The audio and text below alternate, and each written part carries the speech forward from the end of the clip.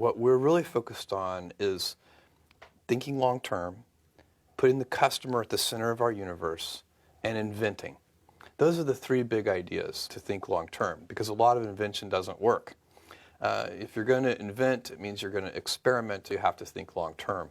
So these three ideas, customer centricity, long-term thinking, and a passion for invention, those go together. That's how we do it. And by the way, we have a lot of fun doing it that way. You have been known to be somebody who is going to plant seeds and just wait. How do you deal with the pressure of, say, Wall Street, or you have a dot-com crash? I've never seen you panic. You stay the course and you sort of stick to your script. How do you do that? And how do you advise us to sort of internalize that as well as a strategy? Well, I think that if you're straightforward and clear about the way that you're going to operate, then you can operate in whatever way you choose. And we don't even take a position on whether our way is the right way. We just claim it's our way. But Warren Buffett has a great saying along these lines. He says, you can hold a ballet, and that can be successful. And you can hold a rock concert, and that can be successful. Just don't hold a ballet and advertise it as a rock concert. You need to be clear with all of your stakeholders with, are you holding a ballet or are you holding a rock concert? And then people get to self-select in. I think, and I don't think there's a particular recipe, but there are elements of what we do that I think help. So one of them is that inside our culture, we understand that even though we have some big businesses, new businesses start out small. And so, it would be very easy for, say, the person who runs our U.S. books category to say, why are we doing these experiments with things? I mean, that generated, a tiny bit of revenue last year. Why don't we instead focus those resources and that, all that brain power on the books category, which is a big business for us.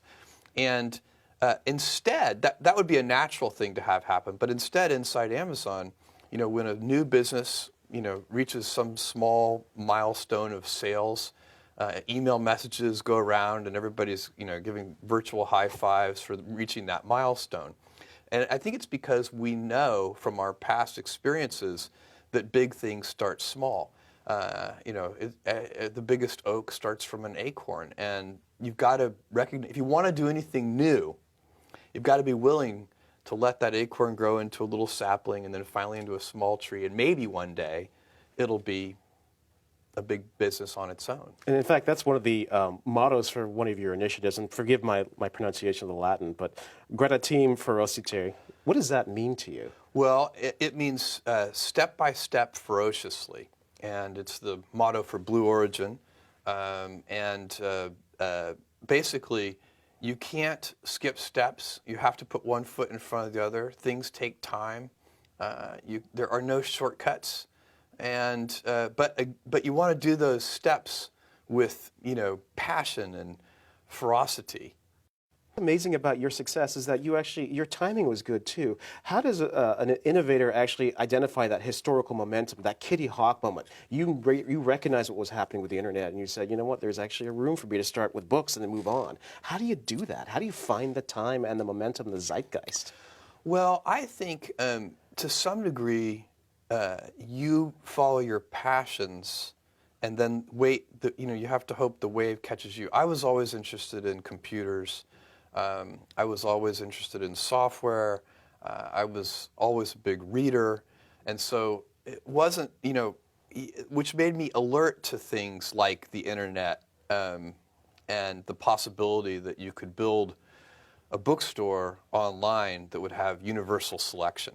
I think everybody has their own passion, their own thing that they're interested in. And then you're very alert to the things that are in the sphere of influence of that passion. So your passion has led you to change the world, frankly, with Amazon. But yet you've got Blue Origin, you've got Bezos Explorations. Why can't somebody like you just rest on your laurels? Go play golf. Well, I love what I do. I also have 4 kids. I have a wife that I love. I have a lot of passions and interests, but one of them is, at Amazon, the rate of change is so high, and I love that. I love the pace of change. I love the fact that I get to work with these big smart teams. The people I work with are so smart, and they're self-selected for loving to invent on behalf of customers. And so, it's not. Do I love every moment of every day? No, that's why they call it work. There are things that I don't enjoy, but if I'm really objective about it and I look at it, I'm so lucky to be working alongside all these passionate people, and I love it. Why would I go sit on a beach?